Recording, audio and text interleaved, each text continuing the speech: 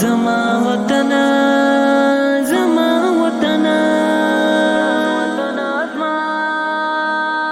پسترګو کې بیا را کندهار ښاروالي د خپلو انکشافي کارونو په دوام د ښار په 12مه ناحیه دریم ګذر کې د چرۍ جوړولو چارې پیل کړې. د حیرانې ژدې و حسن ته دنیا دغه چرۍ چې 481 متره اوږدوالی لري یوه هفته مخکې رغنیزې چارې پیل شوي دي چې پاته کارونه به یې په راتلونکو 3 میاشتو کې پای ته ورسیږي. احسان الله کریمه د 12مې ناحیې په دریم ګذر کې د پروژې مسؤل چې 481 متره اوږدوالی لري او دغه چرۍ په 80 سانتۍ سور باندې جوړیږي، اساسي په شکل باندې سیمانو له پله له خوا نه تر یو اندازې پورې پخه شوې ده. دغه ساحه پاتې وه، دغه 481 متره جای بیخي دوی چرۍ نه درلوده دغه ځای کې.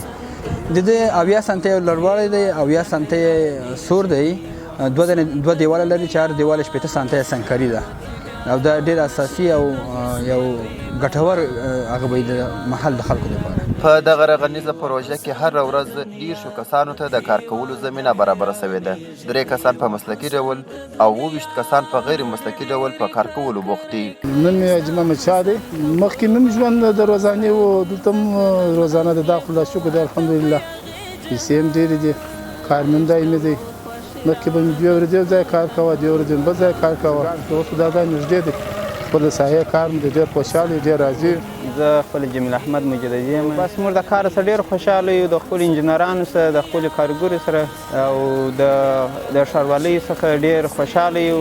د دغه چرۍ په اساسي جوړولو سره د سیمې خلکو زیاته خوښي وښودل او د کندهار ښاروالۍ څخه یې ځانګړې مننه وکړل. زما نوم استاد خیر محمد دی او بل د چرۍ چې د په هر ځای کې او بیا فعلا په دغه ځای کې مثال د خبرې ګیري دپاره هم ګټه لري او د عوامو دپاره هم ګټه لري چې تګ راتګ لري.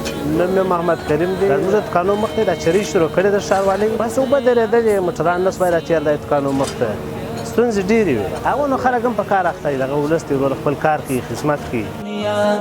هیواد حیرانې ژدې و حسن ته دنیا سترګو کې بیا رامشي د حسن یوې بلا هیواد